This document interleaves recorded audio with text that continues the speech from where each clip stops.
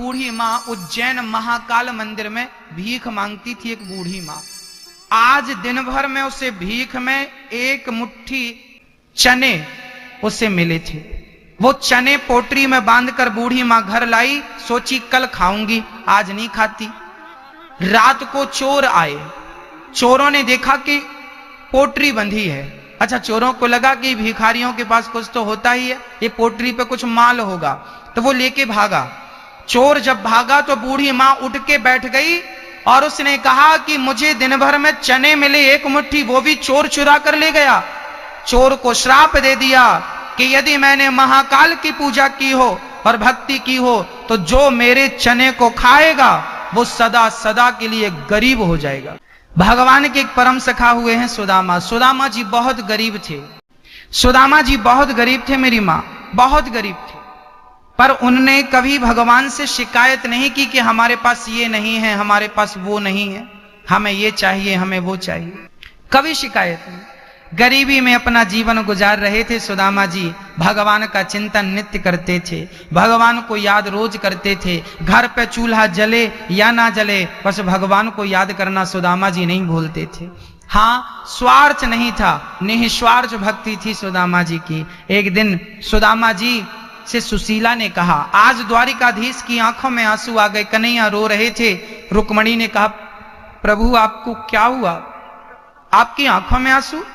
कहने लगे, क्या बताऊं रुक्मणी, मुझे अपने सुदामा की बड़ी याद आ रही है। 4 दिन से आज घर में चूल्हा नहीं जला, फिर भी उसने हमसे कोई शिकायत नहीं की कि आपने हमें नहीं दिया, हमें ये नहीं दिया। क्या बताएं। रुक्मणी जी हंसने लगी। रुक्मणी, आप हंस क्यों रही हैं? बोले, प्रभु आप भगवान हैं, आप किसी को कुछ देना चाहें तो दे सकते हैं, आप देना चाहें तो रोकेगा कौन? भगवान ने कहा, क्या बताऊं रुक्मणी, सुदामा ऐसा जिद्दी भक्त है कि मैं कुछ देता हूं सो लेता ही नहीं। सुदामा गरीब थे। अच्छा, सुदामा गरीब क्यों थे? कहा जाता है कि सुदामा जब उज्जैन पढ़ने गए थे, उज्जैन में ही कृष्ण से उनकी मित्रता हो गई थी। मैं आप लोगों से एक निवेदन करूंगा कि आप लोग इतने रिश्ते बनाते हैं, इतने संबंध दुनिया वालों से रखते हैं, एक आध संबंध ना द्वारिकाधीश से रख लीजिएगा, वो काम जरूर आएगा। हाँ, वो काम जरूर आएगा भक्तों। आज सुदामा ने कृष्ण को अपना मित्र बनाया। सुदामा को एक दिन ठंडी लग रही थी, कन्हैया ने अपना पीतांबर उड़ा दिया। दूसरे दिन कन्हैया ने वापस दिया सुदामा से, कन्हैया ने वो पीतांबर नहीं लिया। आज जब सुदामा को कृष्ण की कभी याद आती थी ना, उसी पीतांबर को खोलकर देख लिया करते थे। अच्छा, सुदामा गरीब क्यों थे? कहते हैं सुदामा जितने गरीब है ना, ये गरीबी कृष्ण की किस्मत में थी, परंतु कृष्ण के किस्मत की गरीबी सुदामा ने अपने ऊपर ले ली कि मेरा मित्र गरीब ना रहे, मैं उस गरीबी को लेता हूं। क्या हुआ था कि एक बार जब गुरु के घर पर सुदामा और कृष्ण थे, तब वहां पर सांदीपनी जी के यहां एक बूढ़ी माँ उज्जैन महाकाल मंदिर में भीख मांगती थी। एक बूढ़ी माँ, आज दिन भर में उसे भीख में एक मुट्ठी चने उसे मिले थे। वो चने पोटरी में बांधकर बूढ़ी माँ घर लाई, सोची कल खाऊंगी, आज नहीं खाती। रात को चोर आए, चोरों ने देखा कि पोटरी बंधी है। अच्छा, चोरों को लगा कि भिखारियों के पास कुछ तो होता ही है, ये पोटरी पे कुछ माल होगा, तो वो लेके भागा। चोर जब भागा तो बूढ़ी माँ उठ के बैठ गई और उसने कहा कि मुझे दिन भर में चने मिले एक मुट्ठी, वो भी चोर चुरा कर ले गया। चोर को श्राप दे दिया कि यदि मैंने महाकाल की पूजा की हो और भक्ति की हो तो जो मेरे चने को खाएगा वो सदा सदा के लिए गरीब हो जाएगा। चोर के हाथ से वो पोटरी गिर गई। कहां गिर गई? बोले, सांदीपनी जी के आश्रम में द्वार के सामने गिर गई। सुबह जल्दी सांदीपनी की पत्नी गुरु माता उठकर जा रही थी तो उन्होंने पोटरी पर चने देखे। उनको लगा कि ये किसी विद्यार्थी के चने गिर गए होंगे, क्योंकि वहां बहुत सारे विद्यार्थी रहा करते थे पढ़ने के लिए। उन विद्यार्थियों में कृष्ण और सुदामा भी थे। संयोग देखना कि वही पोटरी माँ ने संभाल के रखी, और जब आज कृष्ण और सुदामा लकड़ी लेने जंगल जाने लगे तो वही पोटरी कृष्ण को थमा दिया गुरु माँ ने कि बेटा जब तुम्हें भूख लगे तो ये चने तुम खा लेना। अब वो चने चूंकि श्रापित चने थे, ये बात सुदामा भली भांति जानते थे, क्योंकि सुदामा कोई साधारण प्राणी नहीं थे। हाँ, सब कुछ जानने वाले सुदामा थे। आज वो चने सुदामा ने देखे कि कृष्ण खाएगा, कहीं ये जीवन भर के लिए गरीब ना हो जाए, इसलिए कृष्ण के चने सुदामा खाने लगे। सुदामा चने खाने लगे। कुछ लोग कहते हैं कृष्ण के चने चुराकर खा लिया सुदामा ने, इसलिए गरीब हो गए। अरे भाई, सुदामा ने चने खाए जरूर थे, पर खाने के पीछे उद्देश्य चोरी नहीं थी। उद्देश्य तो ये था कि मैं गरीब बनूं तो बनूं, मेरा मित्र गरीब ना हो। यह मित्रता सुदामा की थी। आज सुदामा उस श्रापित चनों को खाने के कारण गरीब हो गए, पर कभी शिकायत नहीं की। ऐसी विषम परिस्थिति में भी सुदामा ने कभी भगवान को भुलाया नहीं। सुदामा सदा भगवान का चिंतन करते रहते हैं। स्थितियां सम हो या विषम हो, आपकी स्थिति परिस्थिति अनुकूल हो प्रतिकूल हो, कोई बात नहीं, किसी भी हाल में ईश्वर का धन्यवाद देना मत छोड़िएगा। कई लोग ना शिकायत करते रहते हैं, भगवान ने ये नहीं दिया, भगवान ने वो नहीं दिया, भगवान ने ये नहीं दिया। अच्छा, एक बात बताओ मेरी माँ, यहां जितने लोग बैठे हैं, ये बताओ कि जो लोग जन्म से ही विकलांग होते हैं, पोलियो की बीमारी होती है, कुछ लोगों को देखा होगा चल नहीं पाते, कुछ लोगों को देखा होगा देख नहीं पाते, कुछ लोगों के हाथ काम नहीं करते। अब बताइए, आप कहते हैं कि हमारे पास ये नहीं है वो नहीं है, आप उन लोगों से अच्छे हो कि नहीं? हाँ या ना? जीवन में शिकायत हम बहुत करते हैं, ये नहीं है वो नहीं है। अरे विधाता ने जितना दिया है हम उसका धन्यवाद नहीं देते कि परमात्मा औरों के पास इतना नहीं है जितना हमारे पास है। याद रखना भक्तों, जितनी संपत्ति आप लोगों के पास है ना, उतने के लिए ही अभी बहुत लोग तरस रहे हैं। हाँ या ना? तो जितना मालिक ने दिया है उसमें संतोष रखिए और ईश्वर का धन्यवाद दीजिए कि विधाता तूने चलने को कम से कम पांव तो दिए हैं, उनसे तो अच्छे हैं जिनके पांव नहीं हैं। कम से कम काम करने को हाथ तो हैं, उनसे तो आप भले हैं जिनके पास हाथ नहीं है। आपको देखने के लिए आंख है, आप उनसे तो अच्छे हैं जो सूरदास हैं। मेरी माँ, ईश्वर का धन्यवाद देना चाहो तो बहुत प्रकार से दिया जा सकता है। और शिकायत तो, इच्छाएं तो बड़े बड़े महाराजाओं की पूरी नहीं भई, आपकी क्या इच्छाएं पूरी हो जाएंगी? शिकायतों के पुल यदि आप बांध रहे हैं तो बांधते रहिए, कुछ नहीं होने वाला। सुदामा संतोष भरा जीवन जिया करते थे, विधाता ने जो दे दिया उसमें संतोष रखते थे। आज सुदामा जी की पत्नी सुशीला घर पे अकेली थी। द्वारिकाधीश ब्राह्मण का रूप बनाकर आए और द्वारिकाधीश ने कहा कि भाई भीख दे दो, भिक्षाम देही। सुशीला निकली, कहा प्रभु मेरे घर कुछ भोजन नहीं है, मैं आपको कैसे दूं? तब कहा भगवान ने कि देवी आप अपने पति को द्वारिका क्यों नहीं भेज रही हो? यदि द्वारिका भेजोगी ना तो आपके पति के परम सखा द्वारिकाधीश हैं। आज सुशीला को पहली बार पता चला कि मेरे पति के मित्र द्वारिकाधीश हैं। सुदामा ने डिंडोरा नहीं पीटा था कि मैं कृष्ण का मित्र हूं, बस वो तो प्रेम करते थे कृष्ण से। आज सुशीला ने पूछा क्यों जी, आप बताइए कि आप द्वारिकाधीश के परम सखा मित्र हो? सुदामा बोले हाँ। अरे तो जा क्यों नहीं रहे हो, कुछ मांगते क्यों नहीं? सुदामा बोले हमें कुछ नहीं लेना, हमारे पास सब तो है। सुशीला बोली कोई बात नहीं, आप मांगिए मत, कम से कम दर्शन तो करे आइए। सुदामा जी बोले ये बात ठीक है। आज दर्शन का भाव लेकर सुदामा जी चल पड़े। जब चलते चलते, अब चलें कैसे? 4 मुट्ठी चावल लाकर सुशीला ने दिया, पोटरी बाजुओं में दाबी और सुदामा जी चल पड़े। चलते चलते चलते चलते एक पेड़ की छांव में बड़े थक गए थे ना, तो बैठ गए, नींद आ गई।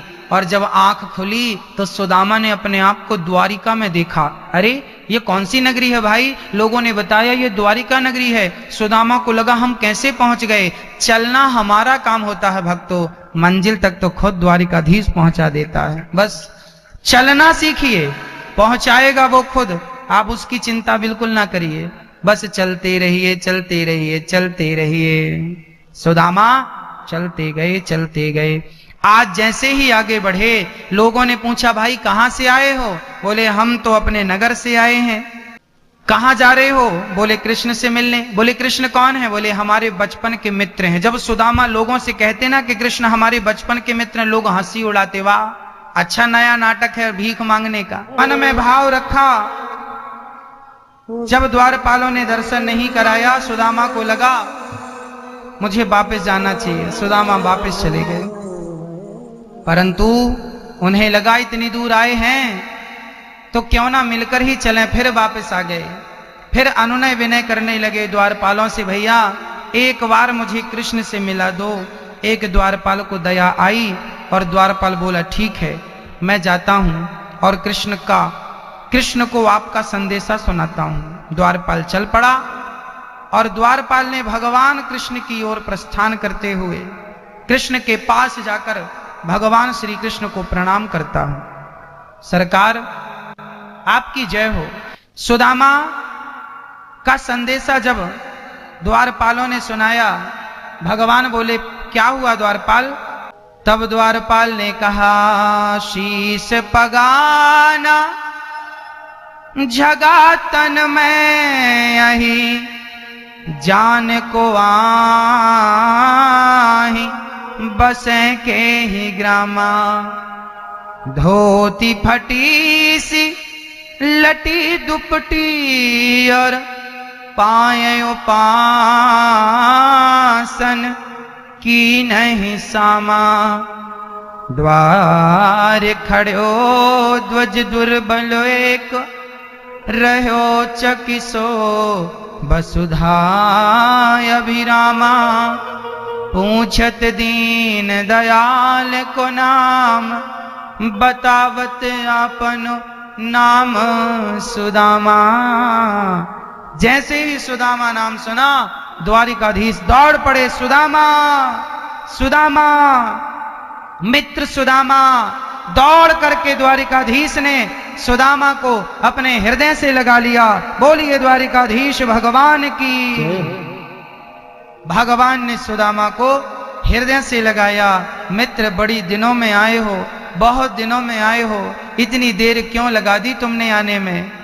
सुदामा रोने लगे, कहने लगे द्वारिकाधीश देर मैंने नहीं, देर तूने लगा दी। कब से तेरे द्वार पर खड़ा हूं, कोई इतनी लेट आता है क्या? बस कन्हैया तेरा दर्शन हो गया, आज्ञा दो अब मुझे जाने दो। सुदामा जाने लगे। सुदामा जब जाने लगे, सुदामा का हाथ कन्हैया ने पकड़ लिया। मित्र मैं आपको कुछ देना चाहता हूं, आप कुछ लिए बिना कैसे जा सकते हैं? सुदामा ने कहा कि आपने मुझे सब कुछ दे दिया, बचा क्या?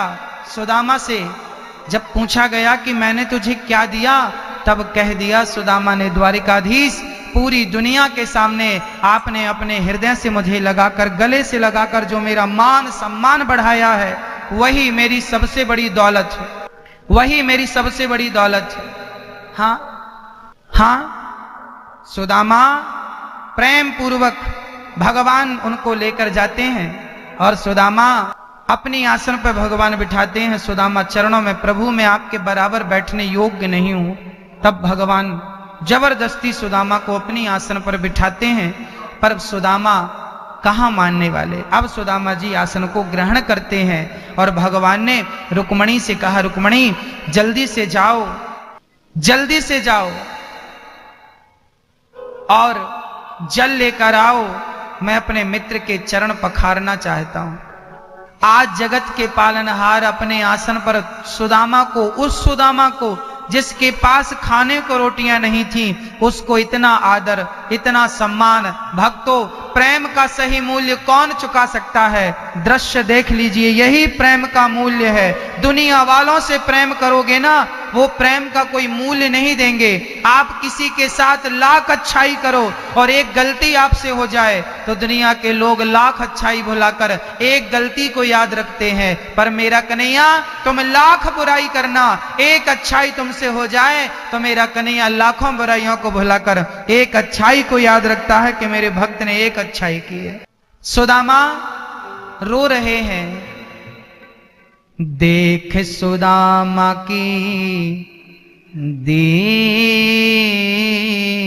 दशा, करुणा करके करुणा निधि रोए,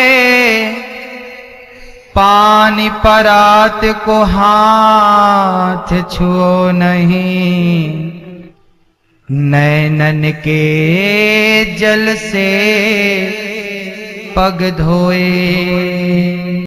सुदामा श्याम सुंदर को देख रहे हैं, बार बार गले लग रहे हैं, बार बार बचपन को याद कर रहे हैं। तभी कन्हैया ने कहा, मित्र मेरी भाभी ने क्या भेजा है?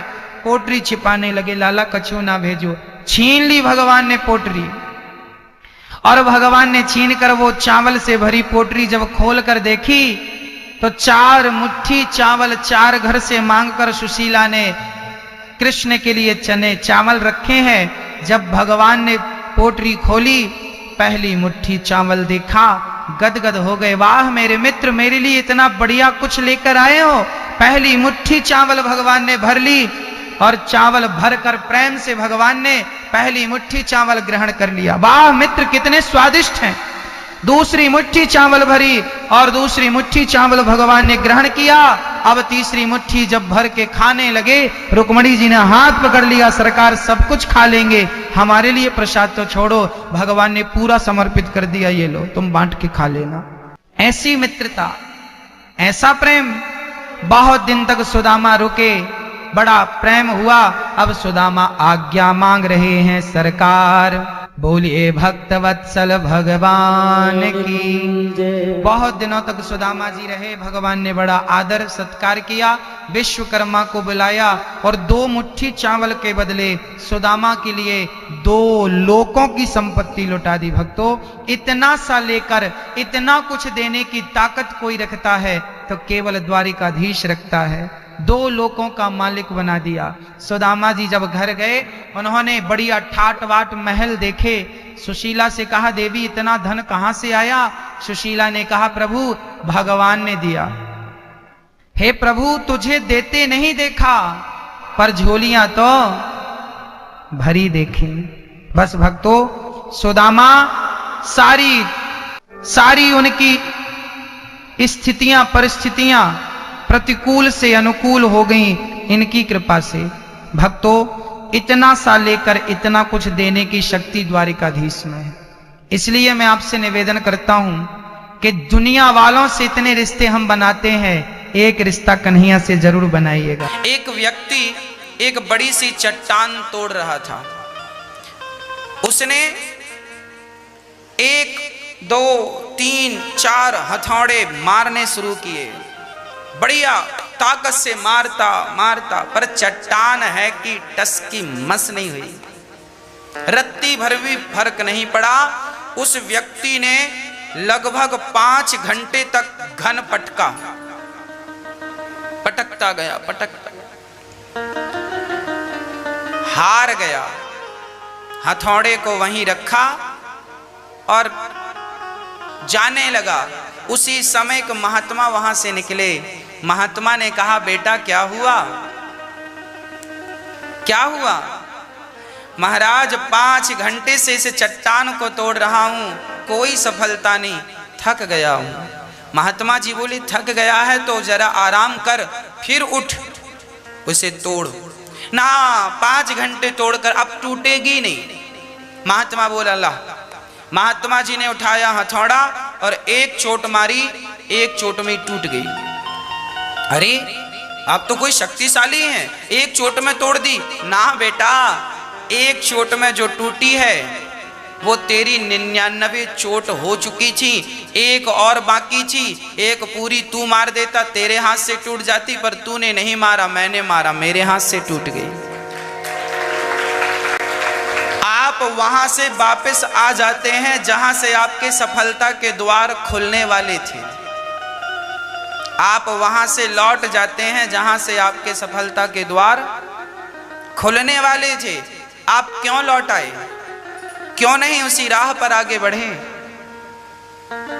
वापस आओगे तो फिर वहां तक जाना पड़ेगा। मैं बहुत पहले पढ़ा था कि वापस लौटने से अच्छा है आगे बढ़ते रहो, क्योंकि वापस लौटने में एक तो समय वहां तक जाने में लगा। यदि आप आधा किलोमीटर चले गए हैं, आधा किलोमीटर चलने में आपको माना कि 10 मिनट लगा, तो 10 मिनट आपका जाने में लगा, और आप वहां से हार कर लौटोगे तो 10 मिनट 20 मिनट ये बर्बाद होंगे, प्लस आपका जो 1 किलोमीटर आप गए फिर एक वापस आए 2 किलोमीटर, आधा किलोमीटर गए और आधा वापस आए तो 1 किलोमीटर। ये वापसी का चक्कर ना करके आगे बढ़ो, हो सकता है वहां आपका लक्ष्य हो सकता है आपकी मंजिल आपको मिल जाए। इसलिए जीवन में ना हारना सीखो ना वापसी सीखो, जीवन में सिर्फ लक्ष्य को बनाकर आगे बढ़ना सीखो। बस यही सूत्र है जीवन में सफल होने के। बस यही सिखाती भागवत जी, हमें आशावादी बनाती हैं। इसलिए अपने बच्चों को भागवत सुनवाया करो। आज की युवा पीढ़ी जब भागवत सुनेगी, इस प्रकार का ज्ञान मिलेगा तो उसके जीवन में भी आशा की किरण जगेगी। आज हम देखते हैं नौजवान बच्चे उदास हैं, नौकरी नहीं मिल रही है, पढ़ाई पूरी की है जॉब नहीं मिल रहा है, बड़ी तंगी है, परेशान है, खर्चे भी नहीं निकल रहे हैं, दाल रोटी की व्यवस्था भी डगमगा गई है। क्या करें, पढ़ाई लिखाई बहुत है, डिग्रियां लिए घूम रहा है, पर 10,000 की नौकरी मिलना भी कठिन है। सारी डिग्रियां हैं, सारी योग्यता है, पर 10,000 की नौकरी भी बड़ी मुश्किल से मिल रही है। कारण क्या है? आप नौकरियों के पीछे भाग रहे हैं, यही कारण है। क्यों भाग रहे हैं? पढ़े लिखे हैं, समझदार हैं, नौकरियों के पीछे मत भागिए, बल्कि नौकरियां प्रकट हों ऐसा प्रयास कीजिए। इतना सफल बनाइए अपने आप को कि आप नौकरियां दे सकें।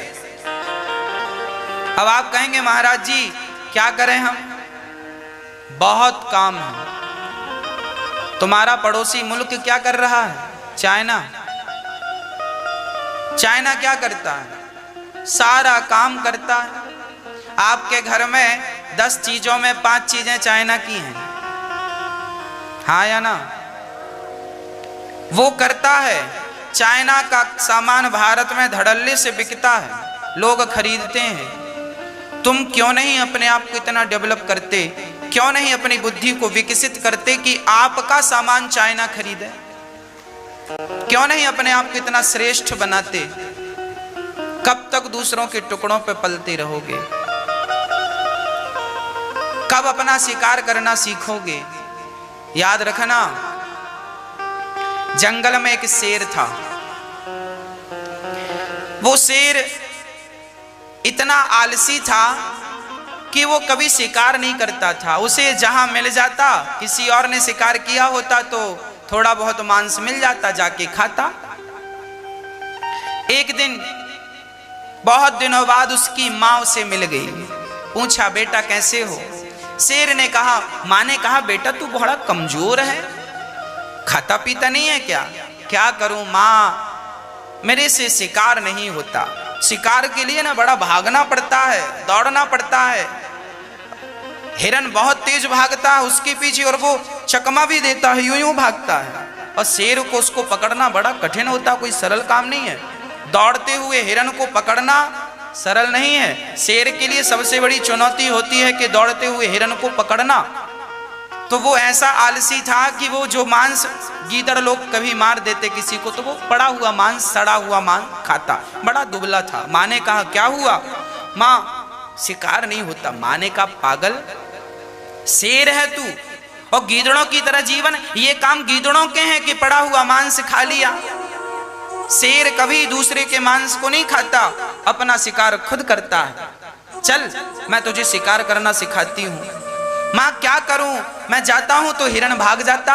माँ ने कहा तुझसे शिकार करना नहीं आता, चल मैं ट्रेनिंग देती हूँ, मेरे पीछे रहना। हाँ, बहुत सारे हिरन चर रहे थे, घास बड़ी बड़ी थी। शेरनी पांवों को मोड़कर धीरे धीरे खिसक रही थी घास में। देखिए ये जानवर है, पर पेट भरने की कला वो भी जानती है ना? एक इंसान ऐसा है, तुम भी केवल पेट ही भरते रहे तो तुम भी जानवरों से कम नहीं हो। भगवान ने मनुष्य इसलिए बनाया है कि अपना पेट तो भरो, साथ में औरों का पेट भरने का कार्य करो। इसलिए भगवान ने तुम्हें अलग बनाया। नहीं, शेरनी भी पेट भरती है। शेरनी दबे पांव जा रही है, धीरे धीरे धीरे झाड़ियों को काटती हुई।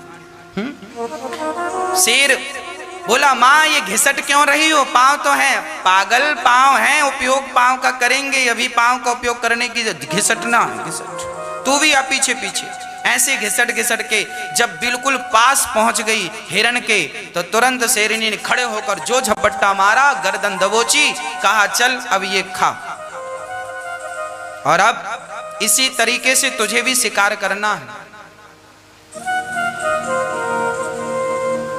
देखो, यही स्थिति आज के युवा वर्ग की है।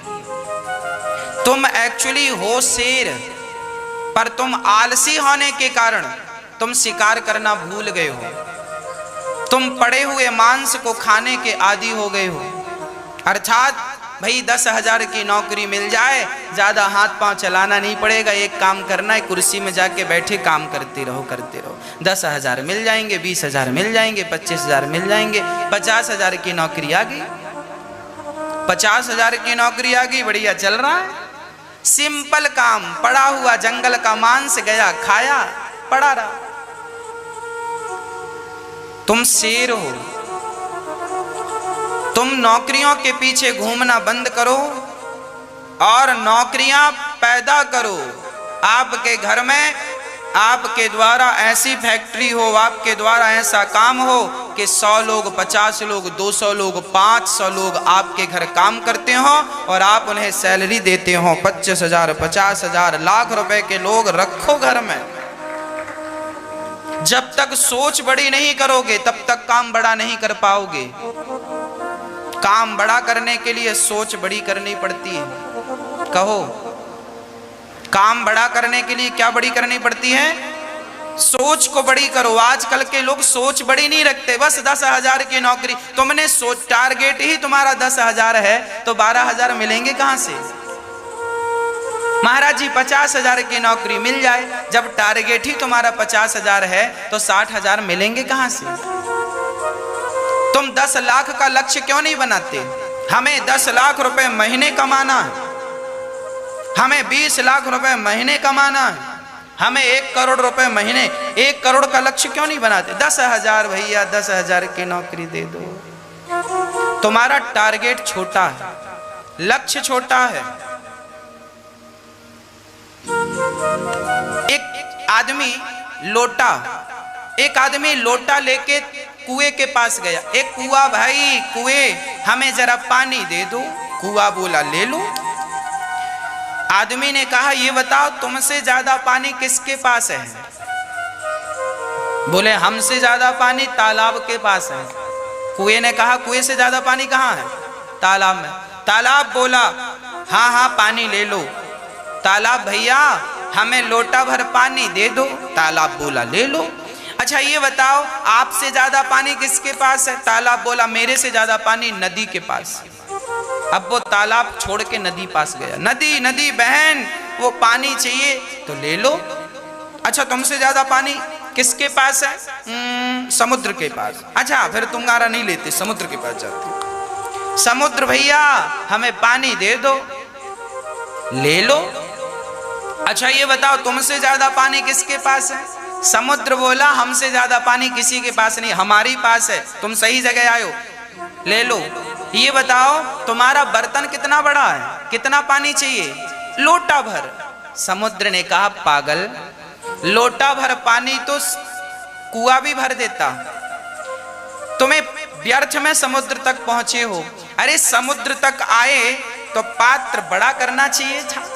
छोटा सा बर्तन तो कुआं ही भर देता, छोटा सा बर्तन तो तालाब ही भर देता, छोटा सा बर्तन तो नदी ही भर देती। पात्र बड़ा हो तो मेरे पास आओ, क्योंकि मेरे पास पानी अथाह है देने के लिए। तुम लेने वालों के पास गुंजाइश कितनी है? इसलिए कहता हूं अपना पात्र, अपनी सोच बड़ी करो। जितनी बड़ी सोच होगी उतना भर पाओगे, उतना ले पाओगे। संसार में कमी किसी चीज की नहीं है। तुम्हारे पास बर्तन छोटा, 10,000 की नौकरी चाहिए, बर्तन छोटा 10,000 चाहिए बस। तुम्हारा बर्तन छोटा, पात्र छोटा, बुद्धि छोटी है। आपने से बढ़ाया नहीं, खा के पड़े रहे। शरीर तो बड़ा हो गया, बुद्धि छोटी सी रह गई। शरीर हाथी हो गया और बुद्धि छोटी रह गई। इसलिए आदमी रोता है महाराज जी काम धाम नहीं है, सब काम धाम है, कोई कमी नहीं है काम करने वालों की, सब कर रहे हैं। अकर्मण्य हो तुम, आलसी हो, इसलिए रो रहे हो। आपके अंदर अकर्मण्यता भरी है। कह दो अपने बच्चों को आलस्य त्याग दें, प्रमाद त्याग दें और अपना लक्ष्य निर्धारित करके आगे बढ़ें। अब आप कहेंगे महाराज जी व्यापार करने के लिए पैसा तो चाहिए। अरे भाई, बिना पैसों के भी व्यापार हो सकता है, बिना पैसों के भी कारोबार खड़ा हो सकता है। जरूरी नहीं है कि बहुत बड़ा आदमी बहुत बड़े पैसे से अपना काम शुरू करे, छोटे से पैसे से काम शुरू हो सकता है। नीति और नियत अच्छी होनी चाहिए। मैंने बहुत पहले आपको एक दृष्टांत सुनाया था। एक व्यक्ति ने, उसके पास एक भी रुपए नहीं था और उसने अपना कारोबार, देखिए करने वाला क्या कर सकता है, एक उदाहरण देके बात पूरी करूंगा ताकि आपकी समझ में आ जाए। और ना करने, बाप 1 करोड़ रुपए देना तो लायक बेटा ना हो तो 1 करोड़ भी बिगाड़ देता है, और लायक बेटा हो तो 10 रुपए देगा बाप, तो 10 रुपए से 10 लाख और 10 लाख से 10 करोड़ बनाने में देर नहीं लगाता। लायक है तो 10 रुपए से 10 करोड़ हो सकता है, और ना लायक है तो 10 करोड़ से 10 रुपए भी नहीं बचेंगे। एक आदमी था, उसके दोनों हाथ खाली थे, 1 रुपए नहीं था, पर उसके मन में आया कि मुझे बहुत बड़ा आदमी बनना है, बहुत पैसा कमाना है। उसने क्या किया, उसने बिना पैसों का काम शुरू कर दिया। क्या? उसने अपने जानने वालों में से किसी से 5 रुपए उधार मांगे, मात्र 5 रुपए। ये सच्ची घटना है, किसी व्यक्ति की घटना है। मैंने उसके बारे में पढ़ा है, सुना है, नाम मुझे याद नहीं है। उस व्यक्ति ने मात्र 5 रुपए से काम शुरू किया, वो भी उधार लेकर। भैया 5 रुपए देना जरा। 5 रुपए का चूना खरीद के लाया। चूना जानते, तंबाकू में लगाते चूना, चूना खरीद के लाया। और चूना उसने अपने घर पे एक मटके पे, चूने के पत्थर आता है, उसे पानी डालो तो वो उबलता है, फिर वो उसे बोलते हैं बुझ गया। उसके बाद उसे पॉकेट में भरा और 5 रुपए के चूने के उसने 50 पैकेट बनाए छोटे छोटे, और दुकानों में जाके 1-1 रुपए का दिया। 1-1 रुपए का दिया तो 50 रुपए आए। 50 में 5 रुपए पड़ोसी के वापस किए, 45 रुपए का चूना खरीदा और 45 रुपए के पाउच बनाए। उसने 250 से 250 रुपए आए। उसने फिर बढ़ाया बढ़ाया बढ़ाया, इतना बढ़ाया कि बाद में वो चूने का बहुत बड़ा व्यापारी बना। टीवी में उसका ऐड सुना होगा आपने, पहले DD 1 में आता था, चूना चूना चूना चूना आता था। DD 1 में ऐड आता था उसका, देखा आपने? जब पहले रामायण आती थी, महाभारत आता, उसमें ऐड आता था। मैया याद है? पहले लोग घर में चूना पोतते थे, वो पैंट में, नीला पैंट मिला के उसमें चूने में, और दीवारों में पोतते थे। ऐड आता था, चूना चूना। वो आदमी फ्री से, 1 रुपए नहीं था, वहां से उसने काम स्टार्ट किया और वो इतना बड़ा ब्रांड बनाया अपने आप को, इतना बड़ा ब्रांड बना कि लोग देखते रह गए, बहुत पैसे वाला हो गया। हमने ये बात केवल इसलिए कही आपको कि आप ये ना सोचा करें कि महाराज जी पैसे नहीं हैं। अरे पैसा नहीं है तो क्या हुआ, दिमाग तो है, बुद्धि तो है। पैसे से बड़ी बुद्धि होती है, इसलिए इस बुद्धि का सदुपयोग करोगे तो आप अपना भी पेट भरोगे, औरों का भी पेट भर पाओगे, और दुरुपयोग करोगे तो ना खुद का पेट भर पाओगे ना दूसरों का पेट भरने की तो सोचो ही मती। इसलिए आपकी खोपड़ी है, ईश्वर ने सबको बुद्धि दे रखी है, अब आप उसका प्रयोग कितना करते हैं। हमारी गाड़ी में 200 तक की स्पीड है, हम 200 की रफ्तार में उसे भगा सकते हैं, पर आप कितने अच्छे ड्राइवर हैं, कितने अच्छे पायलट हैं, आप कितनी सावधानी से कितनी अच्छी गाड़ी चलाते हैं। स्पीड तो 200 तक की है, पर आदमी 100 में ही सिमट जाता है, 100 तक चलाता है, बाकी की 100 पड़ी रहती है। हम ये नहीं कहते कि आप गाड़ी तेज चलाइए, हम तो आपको समझाने के लिए ये बात कह रहे हैं कि आपकी खोपड़ी में आपकी बुद्धि भगवान ने इतनी बड़ी बनाई है कि उसका उपयोग कर दें आप। पूरी जिंदगी में आदमी अपनी बुद्धि का 3% भी उपयोग नहीं कर पाता 100% में से। जो व्यक्ति 10% उपयोग कर लेता है वो विवेकानंद बन जाता है। स्वामी विवेकानंद जी ने, रामकृष्ण परमहंस जी ने, इन महापुरुषों ने, मीराबाई ने, चैतन्य महाप्रभु जी ने, इन लोगों ने अपनी बुद्धि का उपयोग किया। हम लोग नहीं कर पाते। आपके पास फालतू पड़ी है बुद्धि, कह दो अपने बच्चों से बेटा बुद्धि का उपयोग किया करो। केवल रोने से काम नहीं बनेगा, गिड़गिड़ाने से काम नहीं बनेगा। रोना धोना बंद करो और अपने लक्ष्य की ओर चल पड़ो। स्वामी विवेकानंद जी कहा करते हैं उठो और तब तक चलो जब तक आपको आपके लक्ष्य की प्राप्ति ना हो जाए। ये स्वामी विवेकानंद जी का वाक्य है। उठो धरा के अमर सपूतो, पुनः नया निर्माण करो। बेरोजगारी कल मिट जाए, गरीबी कल मिट जाए, पर मिटाने वाला युवा तो जागे। अभी भारत का युवा सो रहा है, जवान बच्चे सो रहे, खाया पिया, मोबाइल देखा, व्हाट्सएप देखा, नींद आ गई, थक गए बेचारे, उंगलियां चला चला के मोबाइल व्हाट्सएप, सो रहे। इनसे क्या होगा?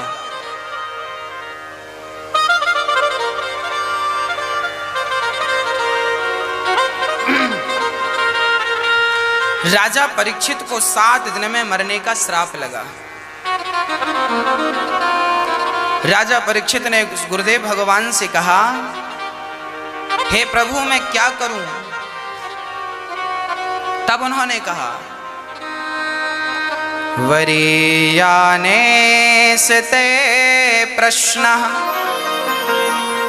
क्रतो लोके हितं नृप आत्मवित् सम्मतः पुंसां श्रोतव्यादिषु यः परः। वरीयानेस ते प्रश्नः क्रतो लोकहितम। राजन आपने बड़ा ही उत्तम प्रश्न किया है। इस प्रश्न से प्राणी मात्र का कल्याण निश्चित है। जिस व्यक्ति को अपना कल्याण करना हो उसे निद्रया, देखिए सुखदेव भगवान का वाक्य है, निद्रया ह्रियते नक्तम, ज्यादा नहीं कम सोना चाहिए। सबसे पहले अपनी नींद का त्याग कीजिए। जो समय सोने में व्यर्थ जा रहा है उस समय का सदुपयोग कीजिए। कुछ अच्छा सोचिए अपने लिए, कुछ अच्छा करिए अपने लिए, उसका सदुपयोग कीजिए। निद्रया ह्रियते नक्तम, सोना अच्छे लोगों का काम नहीं है। जिनका कोई काम नहीं है वो सो रहे हैं। इसलिए सबसे पहले आलस्य को त्यागिए। आपका सबसे बड़ा दुश्मन आपका आलस्य है। सवेरे कितने बजे उठ जाते हो आप लोग? आपके बच्चे कितने बजे उठते हैं? मैया मैया आपका बेटा कितने बजे उठता है?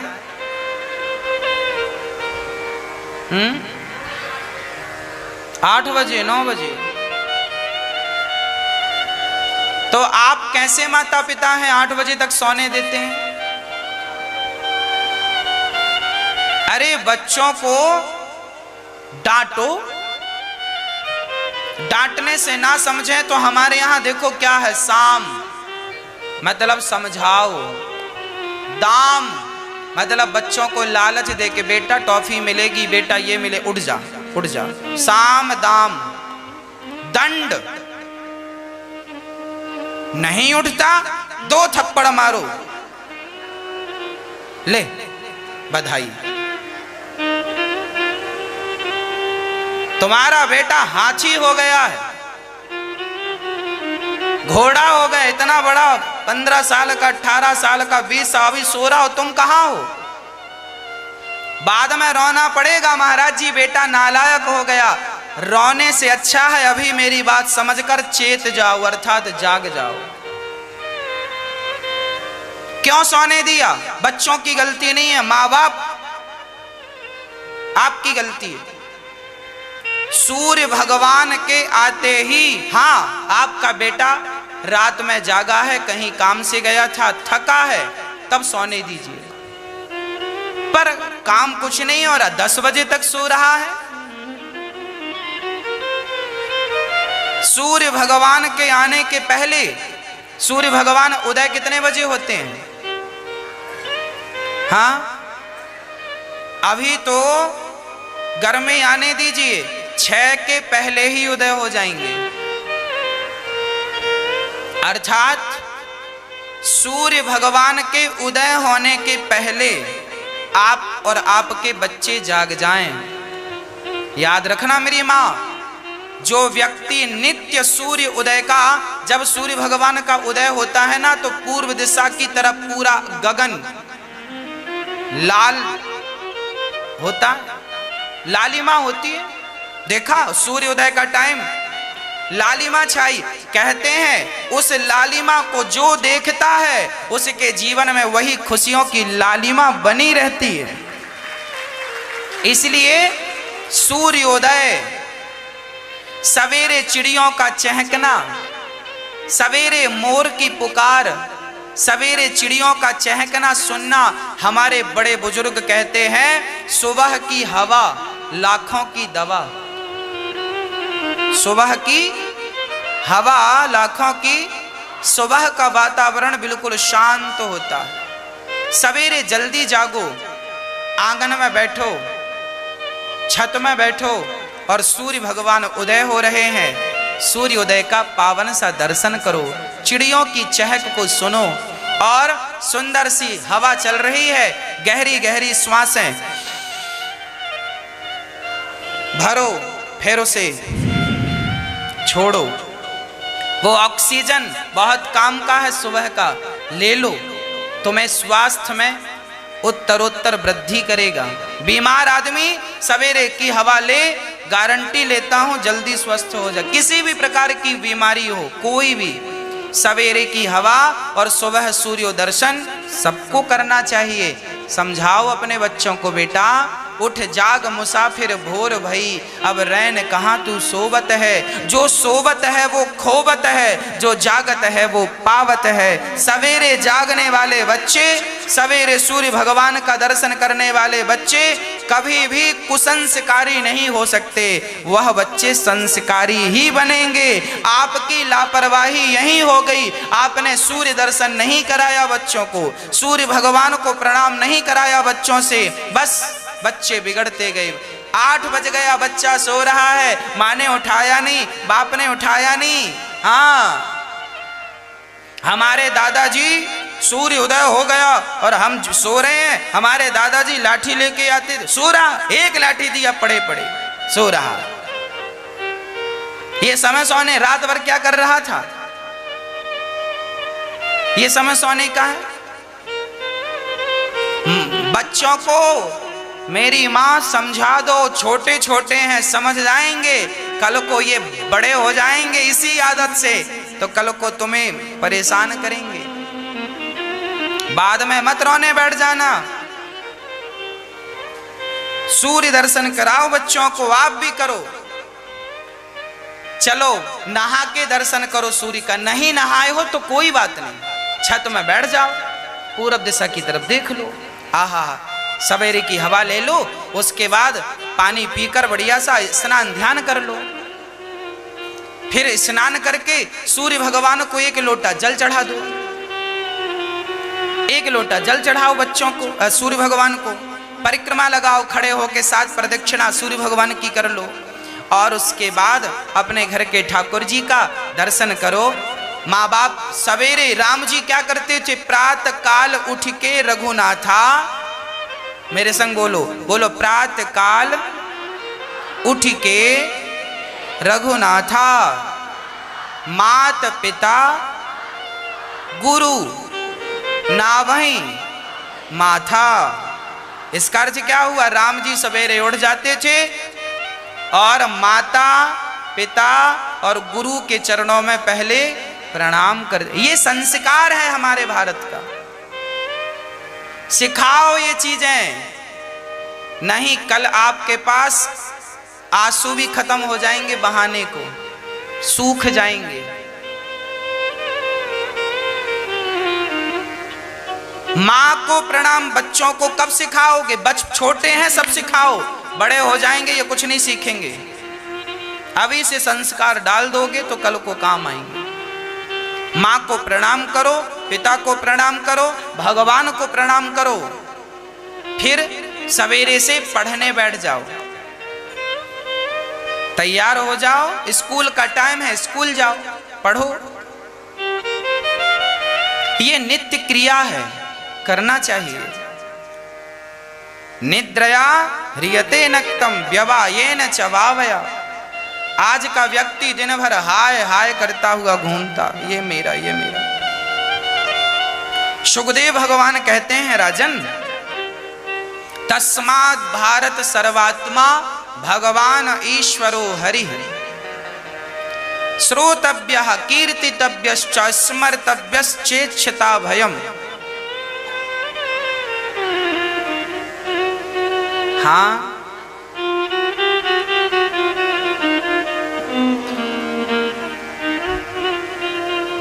हमने आपको पहले भी बताया है, पुनः दोहरा देते हैं। जब हम छोटे थे तब हम 4 बजे जाग जाते थे। 4 साढ़े 4 बजे नहा धोकर 4:45 बजे मंदिर में प्रवेश कर जाते थे। मंदिर में भगवान को स्नान कराना, पूजा कराना, पुष्प चढ़ाना, उनके श्रृंगार करना, ये सब करने के बाद मेरा नियम था सुंदर कांड का पाठ करना। काहे का पाठ? जामवंत के वचन सुहाए, सुनि हनुमंत हृदय अति भाए। ये हम कब करते? उस समय हमारी उम्र थी 12 वर्ष के लगभग। 12 साल की उम्र से हमने निरंतर सुंदरकांड का पाठ किया। उस समय हमारे अंदर कोई चाहत नहीं थी, भगवान से मांगना चाहिए ये भी कुछ नहीं आता था, बाल बुद्धि थी। बस सुंदरकांड का पाठ करते थे। लिख के रखना मेरी माँ, जो व्यक्ति नित्य सुंदरकांड का पाठ करेगा उसके जीवन में सब कुछ सुंदर ही सुंदर होगा। जीवन में किसी चीज की कमी आ ही नहीं सकती। ये मेरा अनुभव है, मैंने करके देखा है। रोज हनुमान चालीसा और सुंदरकांड हम करते, बिना इसको किए। अच्छा, सवेरे 6 बजे तक हमारी पूजा पाठ, सुंदरकांड का पाठ, सुंदरकांड का पाठ करने में आधा घंटा लगता है। स्पीड बनेगी तो 20 मिनट में हो जाएगा, हमें तो 15 मिनट में हो जाता था। याद हो गया था, पूरा 60 दोहे रट गए थे, शुरू से आखिरी तक कंठस्थ हो गया। रामचरितमानस की विशेषता यही है, आप 4 बार पढ़ लेंगे तो आपको सरल लगेगा और जल्दी से याद। दुनिया में सारे ग्रंथों में एक रामचरितमानस ही ऐसा ग्रंथ है जो सबसे जल्दी याद होता है। आप पढ़ करके देख लीजिए, ये परमात्मा की कृपा है सबके लिए, आपके लिए भी, मेरे लिए। जो पढ़ेगा जल्दी याद होगा। आपके बच्चे यदि श्रद्धा से सुंदरकांड का पाठ करें तो उनके जीवन में सब सुंदर ही सुंदर। पर अब आलस्य त्यागें तो ये काम बने। इसलिए कहता हूं, अपनी नींद के समय से आधा घंटा काटो। आपको यहां वहां समय खिसकाने की जरूरत नहीं है, नहीं तो आपका शेड्यूल बिगड़ जाएगा। आप नींद से काटो। 6 बजे तक सोते हो, 5 बजे जाग जाओ। 5 बजे तक सोते हो, 4 बजे जाग जाओ। 4 बजे जाग जाएंगे तो सब कुछ हो जाएगा। चलो 5 बजे जाग जाओ तो भी सब हो जाएगा। हम सब कुछ करके, घड़ी 6 का इशारा कर रही है, ये सब करके हम जब मंदिर से बाहर आते थे तब हमारे गांव के लोग जागते थे। मंदिर में बड़ा सा घंटा था, हम रोज उसे बजाते थे जोर जोर से कि जागो उठ जाग मुसाफिर भोर भई उठ, उठो। गांव के लोगों को घंटा बजा बजा के उठाते थे, उठो उठो, ये समय सोने का है क्या? पहले आप जागो, जब आप जाग जाओगे तो औरों को जगाने का काम परमात्मा आपको दे देगा। अब तुम जाग गए हो, औरों को जगाओ। आलस्य आपका समझा देना अपने बच्चों को, बेटा तुम्हारा सबसे बड़ा दुश्मन कोई है तो तुम्हारा आलस्य है। आज पूज्य श्री अनिरुद्धाचार्य जी महाराज ने हम सभी लोगों को बहुत ही उत्तम एवं शिक्षाप्रद कथा सुनाई है। आशा करता हूं कि इस शिक्षाप्रद कथा से हम सभी लोग कुछ न कुछ शिक्षा अवश्य ग्रहण करेंगे और अपने जीवन को सुखी और सात्विक बनाने का प्रयास करेंगे। मित्रों, अगर आपको यह शिक्षाप्रद कथा पसंद आई हो तो वीडियो को लाइक करें और अधिक से अधिक लोगों को शेयर भी करें, जिससे और भी लोग महाराज जी की इस शिक्षाप्रद कथा से शिक्षा लेकर अपने जीवन को सुखी बना सकें। मित्रों, अगर आपने अभी तक हमारे चैनल को सब्सक्राइब नहीं किया है तो हमारे चैनल को तुरंत सब्सक्राइब भी कर लें, जिससे आपको नोटिफिकेशन के माध्यम से महाराज जी के शिक्षाप्रद कथा तुरंत प्राप्त हो सकें। मित्रों, तो कल फिर किसी शिक्षाप्रद कथा के साथ आप लोगों के समक्ष प्रस्तुत होंगे। तब तक के लिए जय श्री राधे।